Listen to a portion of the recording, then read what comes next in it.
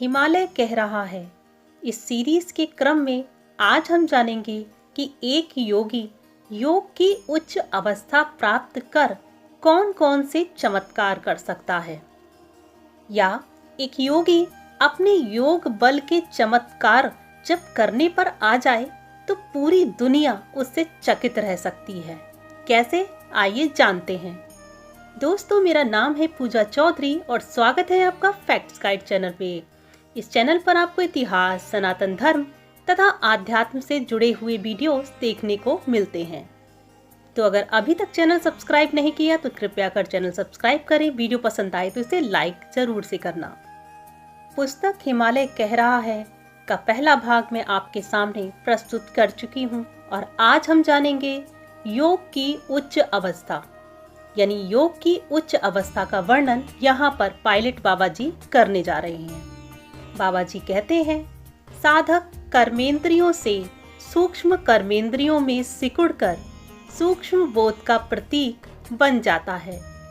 साधक सभी सूक्ष्म ज्ञानेंद्रियों को मन में समर्पित कर पुनः मन को शुद्धि के माध्यम से सूक्ष्मतम मात्राओं की सूक्ष्म रूप की ओर हृदय प्रदेश में भेजता है।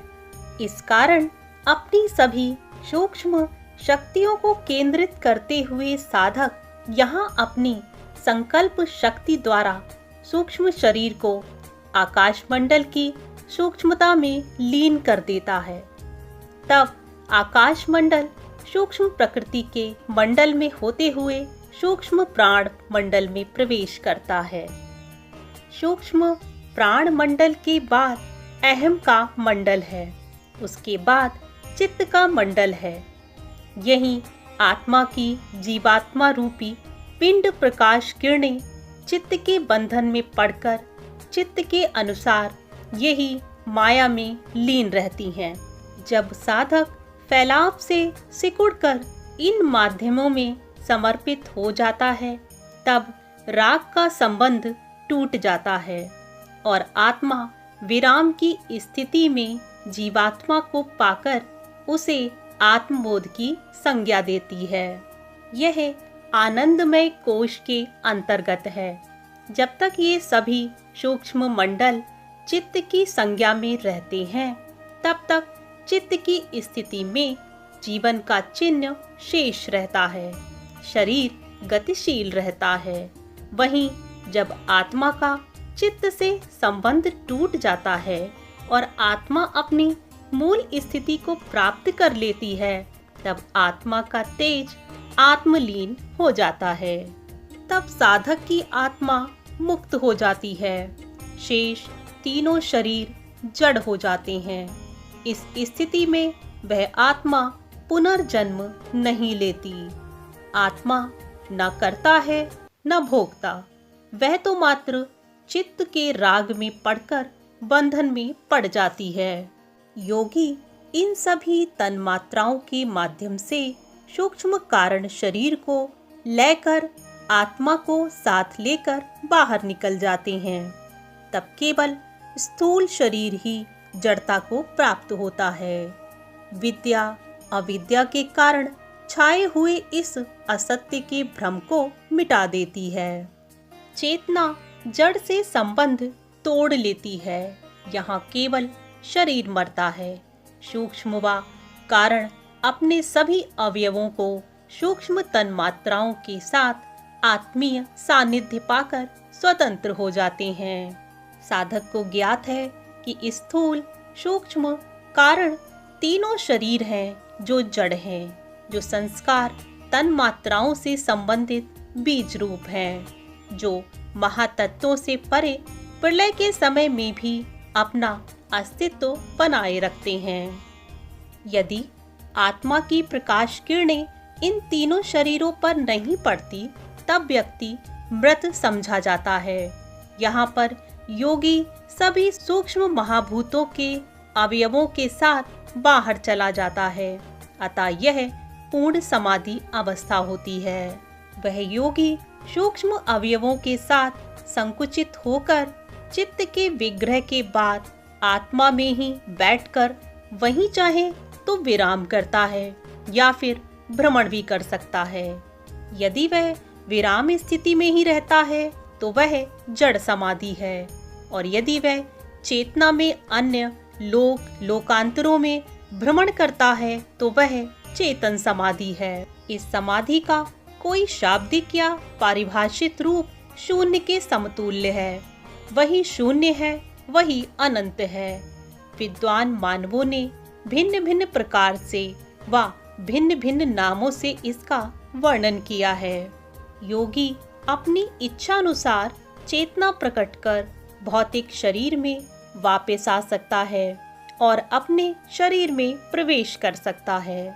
वही प्रकाश आत्मा का प्रकाश है। यही प्रकाशी संश्लेषण किरणें शरीर रूपी पिंड ब्रह्मांड के जलीय स्तर में पलकर सेबाल और अमीबा की तरह रहने लगती हैं, अर्थात मुक्ति और वासना रूपी शाखाओं में दोनों प्रकार की मृत्यु के साथ जुड़कर रहने हेतु निर्माण करती रहती हैं।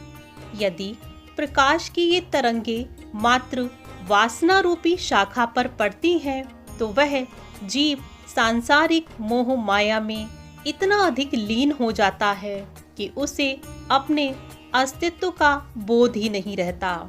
जब ये प्रकाश तरंगे मुक्ति रूपी शाखा पर पड़ती हैं तो वह आत्मा बोधि तत्व को जानकर समाधि को प्राप्त होती है।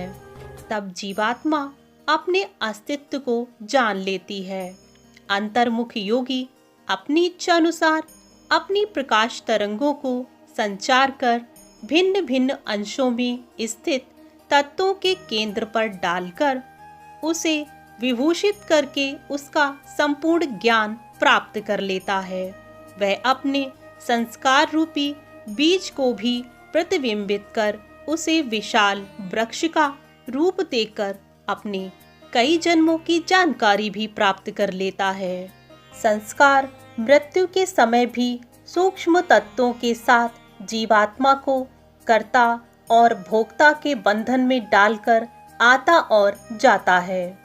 अपने ही लक्ष्य व नवीन निर्माण के लिए वह जन्म और मृत्यु के बंधन में डालता रहता है और जीवात्मा कर्म रूपी डोर में बंधी हुई कुएं से पानी निकालती रहती है। एक ओर जल निकालता है तो दूसरी ओर कुएं को भरता है। इस संस्कार रूपी कुएं में जब प्रकाश पुंज पड़ता है तो वह कुआं प्रकाशित होकर संपूर्ण कर्मों का लेखा जोखा उस योगी के समक्ष रख देता है। भ्रकुटी पर स्थित संगम इड़ा पिंगला सुषुम्ना के मिलन से चलकर प्रकाश की लहरें कपाल में स्थित सूक्ष्म शरीर के मंडलों में तीसरी दरार के रूप में प्रकट होती है। पिंड पर पड़ते ही योगी स्वयं को उन योनियों में भटकता पाता है जिन जिन जन्मों से वह गुजरा है, और वह ज्ञान भी प्रकाश के रूप में संचित हो जाता है।